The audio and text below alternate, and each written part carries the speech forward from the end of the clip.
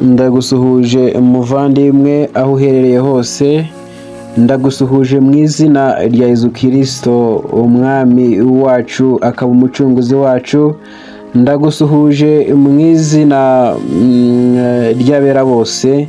Hanyuma nagira ngo tuganire nawe kuri uyu mugoroba ijambo Uwiteka anshyize ku mutima, nagira ngo turisangire kandi tunezerwe tunogerwe, hanyuma rikore ku mitima maze uyu mugoroba ukomeze kutubera umugisha rwose.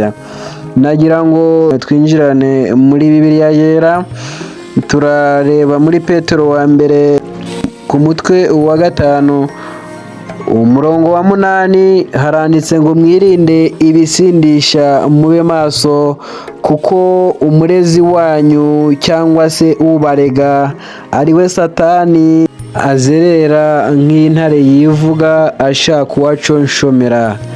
Mana yo mu ijuru niduha amahoro, Mana yo mu ijuru ibane na buri wese ukurikiranye ubu butumwa bwiza, hanyuma yakire neza iri jambo kuko n'ubuhanuzi bukuziye n'imbuzi Imana ikuzaniye. Irakubwira ngo wirinde ibisindisha byose, hanyuma nyine ube maso kuko nyine ukurega ari we Satani azerera nk'intare yivuga ashaka uwaconshomera. Umuvandimwe rero ugira ubuntu bwo kumva ubu butumwa, ndagusobanurira uko umwuka anshoboza, ariko aya magambo arakomeye cyane. Nimbuzi Imana impaye ngo nguhereze muri uyu mugoroba, aravugana nawe Uwiteka Nyiringabo Imana, aravuga ngo mwirinde ibisindisha. Hanyuma igisindisha cyangwa se ibisindisha ni byinshi. Ibisindisha ni ibintu byose dukora cyangwa se tubamo bituma dutakaza kamere Imana yaduhaye, nk'uko tubisanga mu gitabo cy'Intangiriro umutwe wa 1 umurongo wa 26. Twahawe ubushobozi, twahawe ubutware, twahawe ububasha, aho Imana ivuga ngo reka tureme umuntu tumuhe ase natwe, reka tureme umuntu ase natwe. Birumvikana ko Imana yaduhaye dominion, yaduhaye ubutsinzi bukomeye, ariko ibintu dukora cyangwa tuvuga bituma dutakaza ubwo budahangarwa ubw'ubumana buri muri twe Imana yaduhaye, nibyo bibarwa nk'ibisindisha.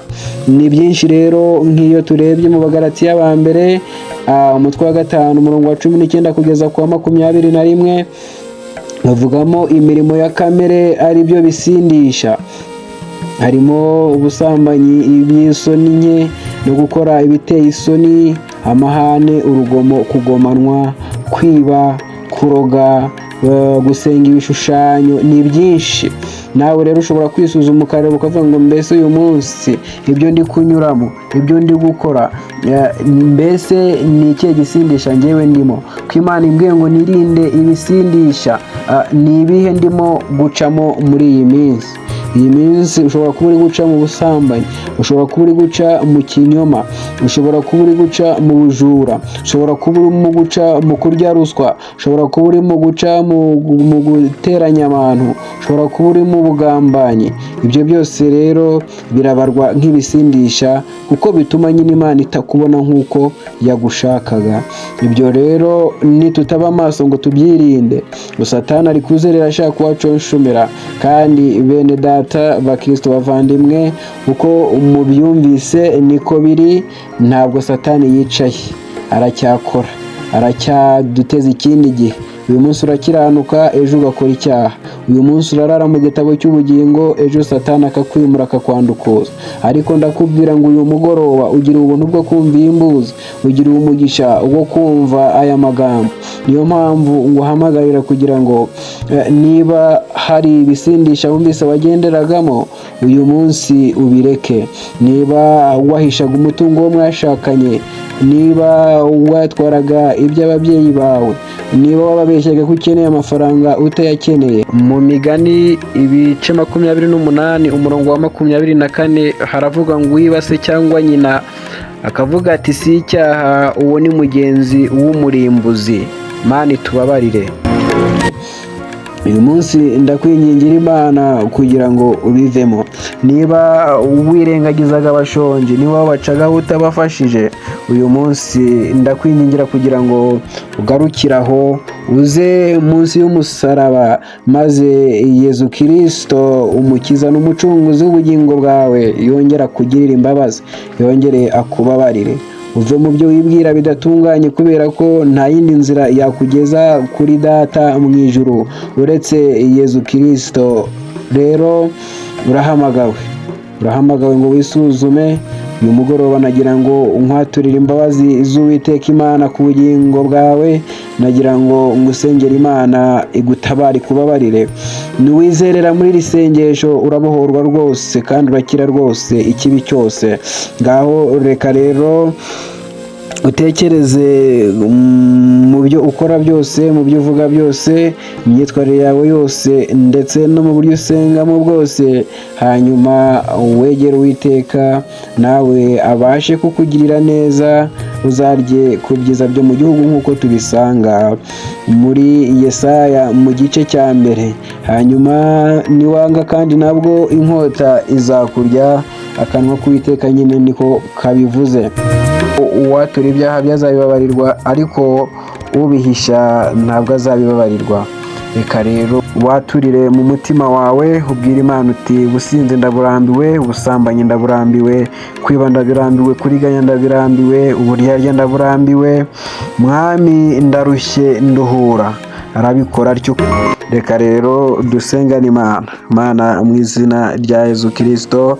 Mpagaze mu butegetsi bwawe, mpagaze mu butware bwawe, Mana nyiringabo, nyimira rero wurukire kuri buri wese uri kumvira isengesho, wurukire kuri buri wese wumvise atsinzwe n'imirimo cyangwa se n'ibisindisha bisobanuwe muri iri jambo.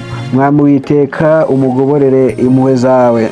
Reka umwuka wera wawe amumanukire amutabare. Reka umwuka wera wawe amumanukire amukize. Reka umwuka wera wawe amanukire mu mutima amuhe amahoro. Reka amanure acagagure ingoyi zose.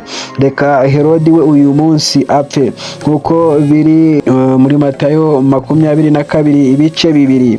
bavuga ngo wabwiye Yozefu n'umumarayika wawe ngo asubize umwana na nyina mu gihugu kuko Herodi yapfuye. Reka n'aba bantu bawe baciye bugufi ibibahiga bipfe. Mwuka w'ubusinzi ndamwirukanye katika jina la Yesu. Mwuka w'ubusambanyi ndamwirukana mu izina rya Yesu.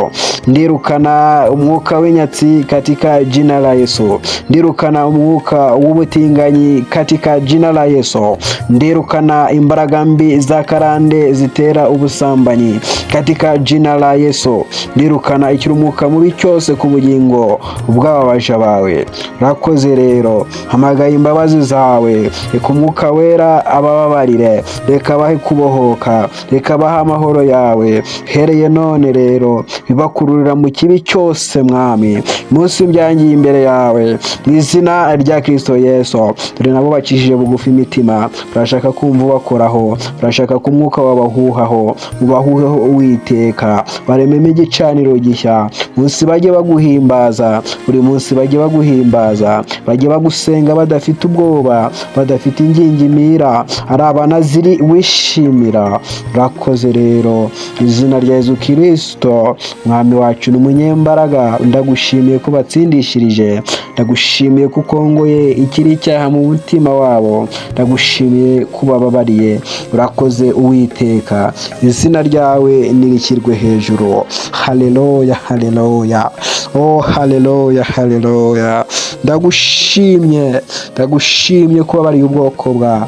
Ndagushimye ko ari wowe wenyine ubasha koza ibyaha. Ndagushima ku bw'amaraso yawe Yesu abasha gukiza ibyaha. Ndagushimye ku bw'amaraso yawe abasha kubabarira. Ndagushimye ko bababariye. Oh haleluya, haleluya. Amagambo Uwiteka Imana avuganye nawe, magambo turi busange muri Yesaya cyangwa se igitabo cy'umuhanuzi Izayi, umutwe wa 44 umurongo wa 22. akira neza ubutumwa uhawe, kubwo kwemera ugaca bugufi ugasaba imbabazi. Uwiteka avuganye nawe amagambo akomeye, haravuze ngo ni ibicumuro byawe nk'igicu cya rukokoma. Haleluya! Ibyaha byawe mbikuyeho nk'igicu, ngarukira kuko nagucunguye. Urakoze papa, urakoze. Ngarukira kuko nagucunguye, ntugakore icyaha ukundi. Ibyaha byawe bikuweho. Urakoze papa, urakoze rero. Imitima kwakira imbabazi, imitima kwakira imbabazi. Urakoze mu izina rya Yesu. Shalom.